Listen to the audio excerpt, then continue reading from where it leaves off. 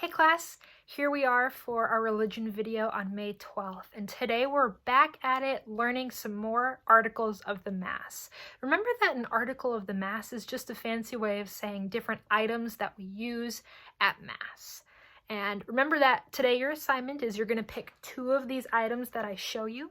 You're going to write their name, we're going to draw a picture, and you're going to tell me a little bit about how that item is used during the Mass, okay? And again, I'm going to attach a document to your LMS assignment for today where I have pictures and the names and the little bit of descriptions written out so you can spell them correctly and in case you don't quite catch it in this video.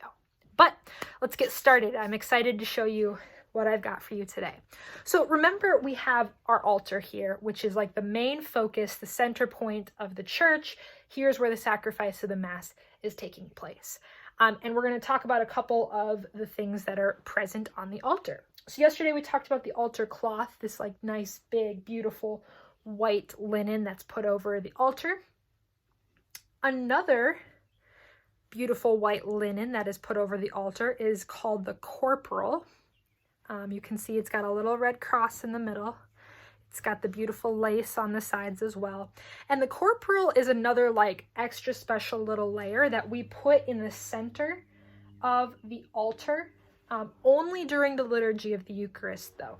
And the point of this is we put the chalice and the paten, which I'll get to in a minute, but the things that hold Jesus's body and blood, we put them here on the corporal. So if any little piece like falls off or spills, it doesn't get everywhere all over the altar and it's all contained here on the corporal. So the corporal kind of helps to protect the altar from any spills or from anything that might fall off of these other two items.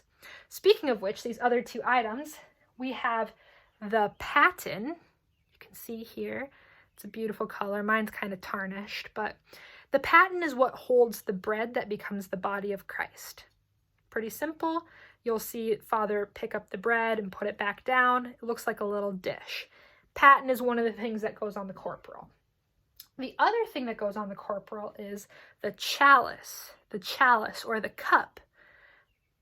There you go. Usually they're made out of some kind of precious material, gold, silver. Mine seems to be a little bit of a combination, but the chalice is the cup that holds the wine that becomes Jesus's blood. And again, this is placed on the corporal in case anything spills, the corporal will catch it. This tiny little cardboard square, it seems silly that we even include this in Mass, but it's called a pall. And I actually have kind of a funny story about this. So when I was a kid, the church that I went to growing up was very, very old. And we used to have a problem with a lot of flies and bugs and stuff. And we didn't have a pall at the time. So one time during Mass, a fly actually flew into the chalice and got into the blood of Christ. And now I bet you can guess why we have a pall, which you're exactly right, is to cover the chalice so we don't get anything in the blood of Christ after it's been consecrated. Nothing like flies, no germs, nothing. We want to keep it protected and safe. Crazy. Good thing we have a pall. Okay. Speaking of the consecration, this item is called the consecration bells, and you hear them during the Mass a couple of times, and they're supposed to call your attention to what's happening on the altar. You hear that sound and you immediately focus and you see what is going on. The consecration's about to happen. So these beautiful little bells, each set of bells has a little bit of a different sound. The ones at Sacred Heart sound a little bit different than mine. I just think that they're really beautiful. They sound nice. Okay, a couple things left. What I have next are two little glass containers, and if you've ever brought up the gifts at Mass before, maybe you've carried one of these. These are called cruets. And cruets are used to carry the water and the wine that become the body and blood of Christ.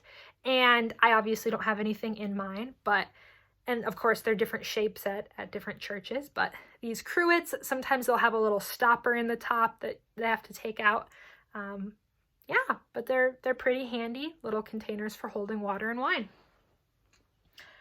Another container that holds water and wine, as you can see, I've got a little pitcher, I've got a little towel, and I have a little dish. And this is for the priest. After he's finished setting the altar, he will actually wash his hands. The servers will help him. So one server will hold the dish, the other server will have the towel and the pitcher, and they will pour the water over the priest's hands, and he'll actually like wash his fingers, and then he will dry them off with the towel. And these three have names that all go together. This is the lavabo towel, the lavabo dish, and the lavabo cruet. Lavabo means like to wash. So the dish and the towel and the cruet or the pitcher, sometimes they'll just use the water cruet as well. So folks, there we have it. These are the items of the Mass that we talked about today. Let's review them one more time. We have the lavabo dish, pitcher, and towel, which the priest washes his hands before he consecrates the Eucharist. We have the cruets that carry the body and blood of Christ. We have the consecration bells, or we can just call them the bells, that are rung to bring everybody's attention to the altar. On the altar here we have the pall, and we have the chalice, which holds the wine that becomes the blood of Christ.